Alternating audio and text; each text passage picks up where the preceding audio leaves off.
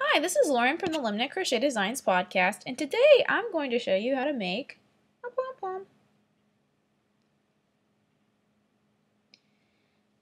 And for making pom-poms, there are many options. You can purchase a pom-pom maker, but honestly, they're overpriced and they're not very good quality. And it's better to just make one yourself. And you can trim your little pom-pom, make it whatever size you want. I just think it's a better option. So I'm going to show you how to make a pom-pom like this. The supplies you're going to need for this particular type of pom-pom are, first you're just going to need some yarn. You're going to need a tapestry needle, some scissors, and a fork. Now the fork can be replaced with other objects like, I don't even know, a piece of plastic. I mean, anything you could be able to slide some scissors up under. But for this circumstance, a fork's easy. Everyone has forks, right? So, to make a pom-pom, all you're going to do is take your fork, take your yarn, and you're going to wrap your yarn around your fork. Now, how many times should you be wrapping this yarn around your fork? Let me demonstrate. This nice pom-pom I have right here was done by wrapping my yarn around my fork 100 times. This pom-pom, it's a little bit was made wrapping my yarn 50 times, maybe 60. Can't remember. I think it was 50, 60. There's a significant difference here. 100, 50, 60. Basically, if you want a nice little pom-pom, you gotta wrap your yarn as many times as you feel like, but I'd say about 90 to 100 times. If you don't wrap it 90 to 100 times like this, it's gonna look like this. And who wants a flimsy little pom-pom? Not me. So what you're gonna do, and I'm actually just gonna wrap my pom-pom a few times because who wants to sit here and watch me wrap a fork 100 times? Nobody. So I'm just going to wrap it and show the technique, and all you have to do to make it look like this is to wrap it way more times than what I'm going to show you. I recommend probably 90 times, 100 times, even more than that if you want to. So all you're going to do is here's your tail yarn, here's your working yarn, and you're just going to wrap your fork. And one whole wrap counts as one wrap. And I'm talking doing this 90 times. And it doesn't take as long as you'd think, but I'm going to show you what to do.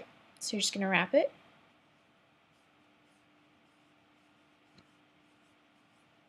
That's 10 times right there.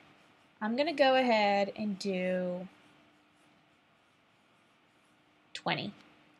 Just because it's a nice short little number and I can show you how to do the technique a little easier. So I've wrapped my yarn around my fork 20 times. I'm going to go ahead and cut my yarn so it's loose. Now, I'm going to put this down, grab some more yarn, and I'm going to thread it through my tapestry needle.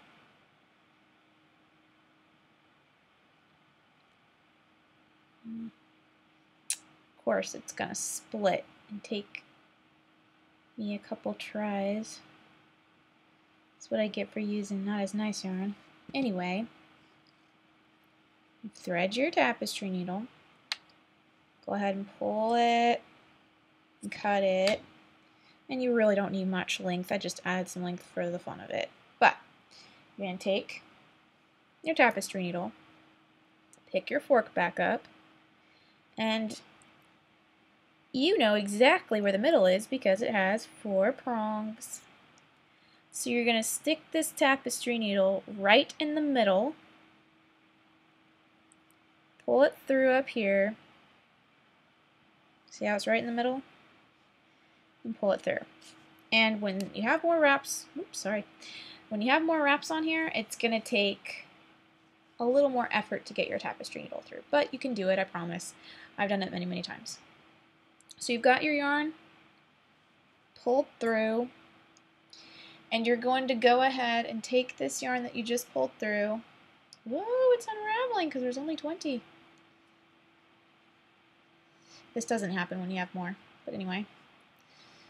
You're going to pull this yarn that you just pulled through and you're going to tie it. And you want to tie it tight, real tight, because the looser you do it, this is going to slip out and your pom-pom is going to get ruined. So take these two ends and tie them. I'm going to do it off camera so I can make sure I do it real nice and tight. I didn't want to escape. And I double knot it because you don't want it to slip out at all. So you can see I tied these two ends real tight around it. Now, this is the front of your fork. Flip your fork. See how it's so, there's nothing on there confusing you. Flip your fork. Take your scissors. See how this is the middle? Take your scissors and cut only this wrap. See how you can see on the fork there's a wrap on the front and a wrap on the back? Just cut this back row. Cut it right in the middle. So, I'm using thicker yarn, but so it's a little harder to cut through it all. But this is all there is to it. You just cut it. All these loops. Oh no, it dropped. And you've got a little pom-pom. Clearly I wrapped it 20 times. It's not going to be a nice little pom-pom. It's just to show you what to do. But when you have a lot more on it, you just kind of fluff it. If one end is a little longer than the others, you can cut it. And because you knotted that off, you can cut all this tail. Just cut it. You don't need to worry about like weaving it in or anything. So, here's your little pom-pom. Do you see why you need more? This is 20. This is 50, 60. This is 100. So the more times you wrap it, the nicer pom-pom you're going to have. But anyway, that's all there is to it. Now you've got a nice little pom-pom. And if you're wanting to attach it to something, you can leave those long tails and use that as your little yarn to thread it onto something. So that's all. How to make a pom-pom.